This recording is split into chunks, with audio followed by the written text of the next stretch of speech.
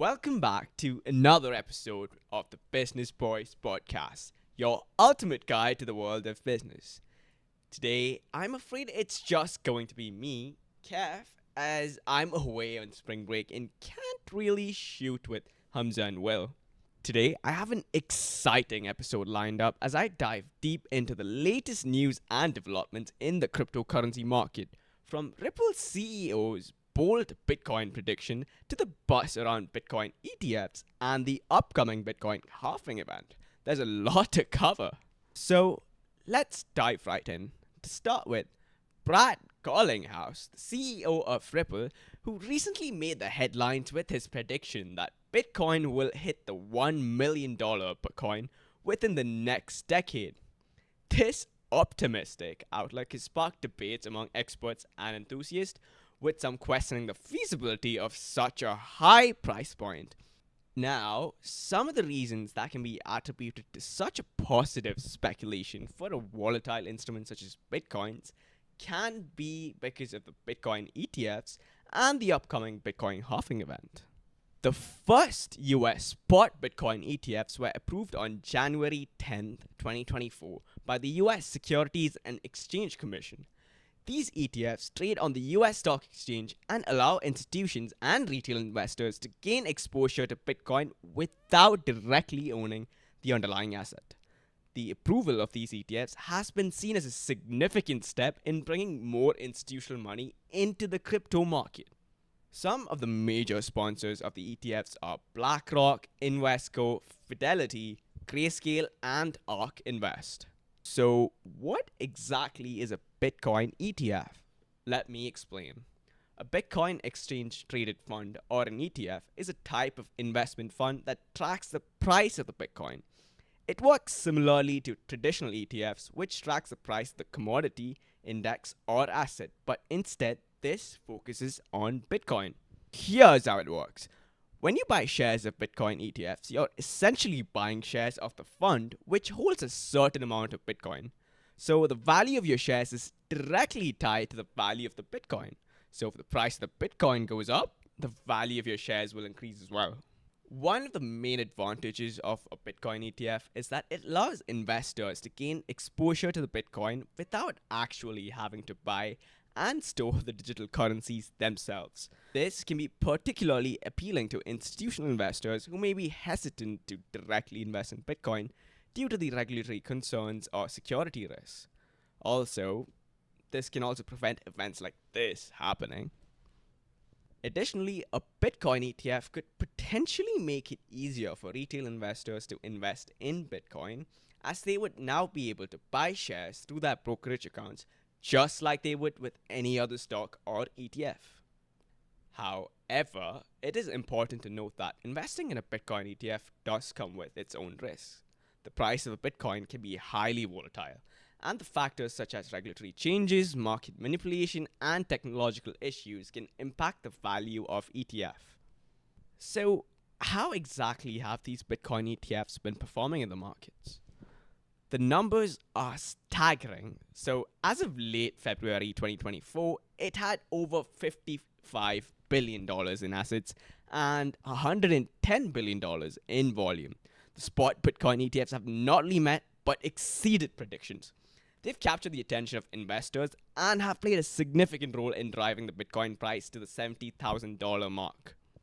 Brian Drudick from GSR Research described their success as widely successful, well beyond the most optimistic expectations. Their impact on the market has been undeniable, with Nate Geraci from the ETF store calling them a monumental success. And let's not forget about the impressive milestones these ETFs have achieved. They've pulled in an additional 180,000 Bitcoin, nearly doubling their value from a 28.9 billion to 56.6 billion in just 2 months. And this success has not gone unnoticed by industry giants like BlackRock and Fidelity, whose ETFs rank 3rd and 4th in year-to-date flows among all ETFs. Eric Balkunis, a senior ETF analyst at Bloomberg, called that performance simply absurd, and noted that these numbers would be considered a success even at the end of the year. The impact of these ETFs extend well beyond the crypto market.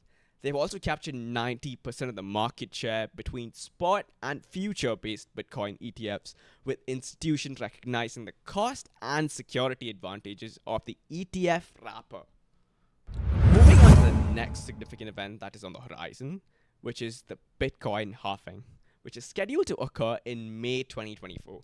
And I'm going to explain what exactly Bitcoin Halving means. When Bitcoin was created, the reward for mining a block was around 50 Bitcoins. However, every 210,000 Bitcoins mined, which is every 4 years roughly, the reward is halved.